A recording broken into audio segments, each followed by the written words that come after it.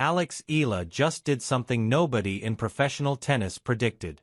She walked onto the grass courts of Berlin's Steffi Graf Stadium as a wild card, looked world number 2 Elina Svitolina in the eye, and beat her in straight sets, 7-5, 6-4.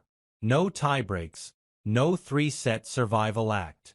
A clean, composed two-set takedown of the reigning Australian Open champion on the afternoon of that champion's birthday. And now, riding an adrenaline wave that has an entire nation staying up past midnight to follow along, Eala must sit down, breathe, and reckon with the fact that her reward is Elina Svitolina, a woman who 6 weeks ago in Rome beat the world numbers 2, 3, and 4 in consecutive matches to win one of the most prestigious titles in the sport. Let's talk about what actually happened against Svitolina first, because the details matter for understanding what comes next. Eala was down a break early in the first set. Svitolina was launching aces and cracking her first serve at full velocity, and at 4-1 it looked like the evening would be short. Filipino fans watching at 1 o'clock in the morning were reaching for the off switch. Then something shifted. Svitolina's forehand, which has been misfiring since the clay season, started leaking errors. Not a few. 41 unforced errors by the end of the match. That is a staggering number for someone of her caliber. Eala, to her immense credit, recognized the moment the tide was turning and stayed exactly where she needed to be, inside the baseline when the rally allowed it, patient on the return, and suddenly serving with a pace that would have been unrecognizable 6 months ago. Multiple commentators and fans noted serves landing in the mid-160s in kilometers per hour. Last season, Eala routinely served below 145. On grass, where the low bounce and quick surface conditions help mask a weaker delivery. That extra velocity is the difference between holding serve comfortably and fighting for every service game. She finished with aces that made the crowd take notice.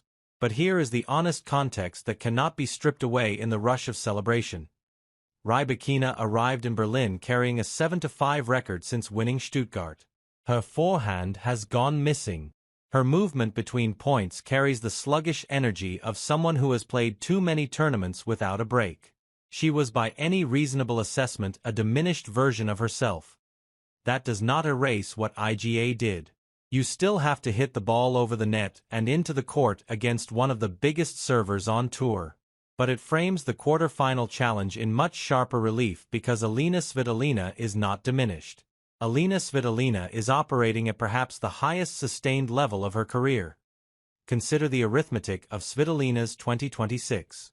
She opened the year by winning Auckland without dropping a set. She reached the quarterfinals at the Australian Open. She made the quarterfinals at Indian Wells. Then came the clay season and something extraordinary happened. At Rome's Internazionale BNL d'Italia, she carved through a draw that read like a who's who of women's tennis. She beat Svitolina in the quarterfinal, IGA Swiatek in the semifinal, and Coco Gauff in the final to lift a WTA 1000 trophy for the first time since 2018, her third Rome title overall. The final against Gauff went 3 sets, 6-4, 6-7, 6-2, and Svitolina closed the deciding set by winning the last 4 games with a kind of ruthless efficiency that separates the merely good from the genuinely elite. Her 2026 record entering Berlin stood at 32 wins and 8 losses. She was leading the tour in total victories. That is not a hot streak. That is a season-long campaign of controlled, methodical, relentless tennis from a woman who turned 31 last September. In Berlin, she has barely been tested. Anna Kalinskaya withdrew injured in the first round after Svitolina had already taken the first set 6-1. In the round of 16, she dispatched the home crowd favorite Elina 6-3, 6-2 in 69 minutes, serving 8 aces and conceding just 1 break despite some late wobbles when trying to close out sets. She saved 7 of the 8 break points she faced. Svitolina in this form does not give you free points.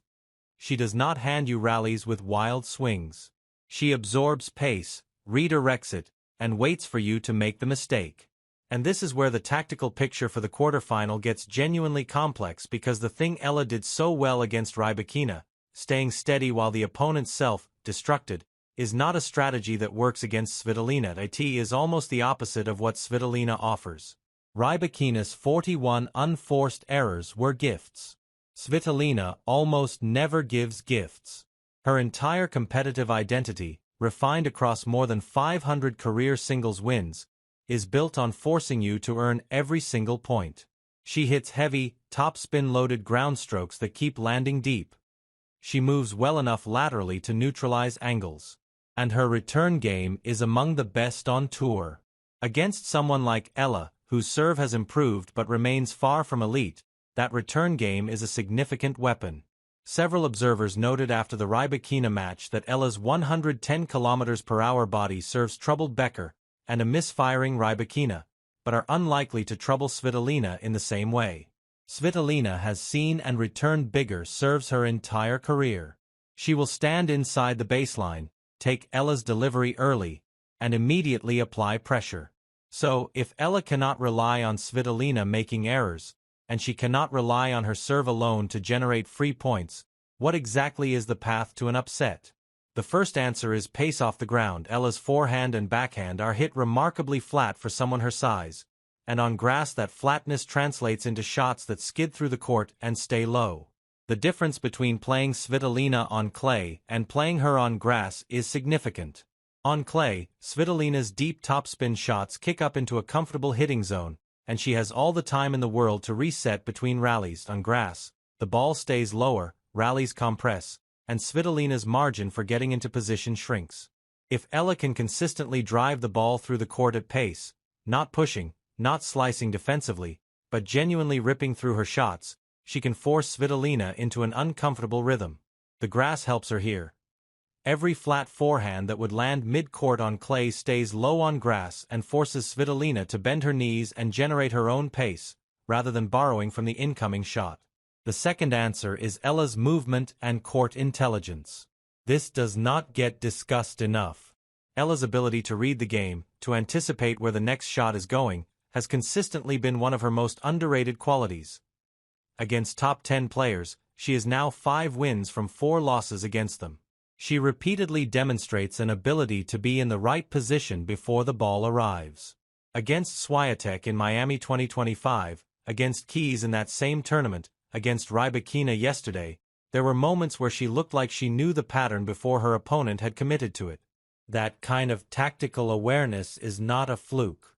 It is the product of thousands of hours of doubles play, which Eala takes seriously, and an increasingly sophisticated understanding of geometry and shot selection. Against Svitolina, who plays with patterns and consistency rather than raw power, that court intelligence will be critical.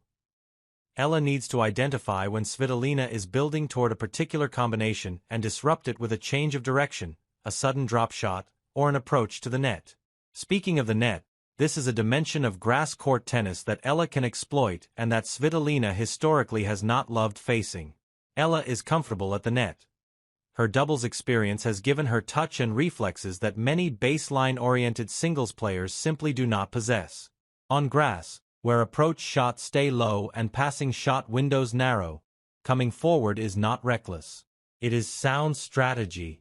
If Eala can volley effectively and put pressure on Svitolina's passing shots, she forces the Ukrainian to produce something extraordinary under time pressure. That is a different proposition from the baseline rallies where Svitolina thrives. But here is the counter-argument, and it is substantial. Svitolina's career grass record of 53.5% is not spectacular, but that number disguises the fact that she reached the Wimbledon semifinal in 2019 and again in 2023, beating some of the best grass court players in the world along the way. She knows how to compete on the surface at the highest level, and her 2026 form transcends any surface-specific limitation. When you have beaten the second, third, and fourth-ranked players in the world in consecutive rounds at a major tournament, you carry a confidence that does not evaporate because the surface changed. Svitolina in Berlin looks comfortable. She looks like she belongs. She looks like someone who has already processed the biggest moments the season can offer and came through them standing. There is also the question of experience under exactly this kind of spotlight. Svitolina has played 20 WTA finals. She has won titles on 4 different surfaces. She has competed in every significant stadium in women's tennis. For Eala, this quarterfinal in Berlin is the deepest run she has ever made at a WTA 500 event. There is a difference between beating a faltering opponent and sustaining your level across an entire match against someone who never gives you a rest. Svitolina will test Ella's stamina, her concentration, and her ability to manage the emotional hangover from a career-best victory. That hangover is real. After beating the world number 2, the temptation is to float on adrenaline. Adrenaline is fantastic for one set. It is dangerous in a second set when your opponent has steadied the ship and is grinding you down point by point. The physicality of this matchup is worth examining. Svitolina is 5'9" with a build designed for endurance. She can sustain high-intensity rallies deep into a third set without her level dropping. Ella is 5'6" and while she has improved her fitness considerably over the past year, has not yet demonstrated that she can hang with the tour's best over a prolonged physical contest on consecutive days. She played Vekic on Tuesday, Rybakina on Thursday, and now faces Svitolina on Friday with barely any recovery time. That compressed schedule favors the player with the deeper reserves. And right now that player is Svitolina.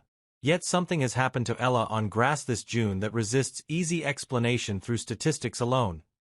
Since arriving in Birmingham at the start of the month, she has won 7 matches on the surface, dropping only 1 set in the Birmingham final against Bartunkova before fighting back to win the title. She beat Vekic for the 3rd time in 2026. She came back from 1-4 down against the world number 2. There's a quality to her grass court tennis right now. The crispness of her timing, the improvement in her serve, the way she moves on the surface with a low center of gravity that suits the fast footing. That suggests this is not a random hot streak, but something closer to a genuine fit between player and surface. Several experienced commentators have noted the comparison to Angelique Kerber, another left-hander with limited serving power, but exceptional return skills, anticipation, and flat ball striking who found her best tennis on grass and hard courts while struggling on clay. If that comparison holds, and it is still early, then grass might be where Ella's career finds its highest ceiling. The quarterfinal will likely be decided by a few key questions. Can Ella hold her own service games against Svitolina's returns? In the Rybakina match, she held serve well enough, but Rybakina's returning was poor by her own standards. Svitolina's returning will be far more disciplined and precise. If Ella faces multiple break points per service game, the psychological pressure will be enormous, and she will need to find serves in the 160-plus range consistently rather than occasionally to bail herself out. Can Ella generate enough offense in rallies to prevent Svitolina from dictating play? Svitolina likes rallies in the 8-12 shot range where she can systematically move her opponent around and wait for the short ball. Ella needs to shorten points either by hitting winners inside the first 4 or 5 shots or by moving forward and finishing at the net. Can Ella manage the emotional and physical toll of 3 matches in 4 days against increasingly difficult opposition? This is the question that has no answer until the match is underway. The betting markets and the analytical community will favor Svitolina, and they should. Svitolina's form is more proven. Her path through the draw has been smoother. Her physical reserves are less taxed and her game presents fewer of the exploitable weaknesses that Rybakina offered. A reasonable assessment puts this at roughly 60-40 in Svitolina's favor. Maybe even 65-35. Svitolina is the better player right now by ranking, by results, by recent titles, and by sheer weight of accumulated experience in exactly these kinds of moments. But, reasonable assessments have not described Alex Eala's June particularly well. She was not supposed to win Birmingham as a top seed against her own doubles partner. She was not supposed to arrive in Berlin as a wild card and beat the reigning Queen's champion in her first match. She was certainly not supposed to come back from 1-4 down to defeat the world number 2 in straight sets. Each of those results carried its own context, its own caveats, and yet the accumulation of them tells a story that pure percentages cannot fully capture. There is a player here who, at 21 years old, in the middle of an accelerating grass court education, is figuring out how to compete at a level she has never reached before and doing it in real time on the biggest stages available to her. Whether that real-time learning continues for one more round or stops here depends on 80 minutes of tennis, give or take, on a Friday afternoon at the stuffy grass stadium. Svitolina has earned every ounce of the respect her 2026 season commands. Eala has earned the right to test her. Both of those things are true and neither cancels the other out. What happens on court will add a new data point to both careers, a data point that did not exist before this week because these two have never faced each other. No scouting report from a prior meeting. No muscle memory of a familiar matchup. Just two players, a grass court, a net, and the irreducible uncertainty of competition when the ball is finally in play. For Alex Eala, that uncertainty is not a threat. It is exactly where she has done her best work all month.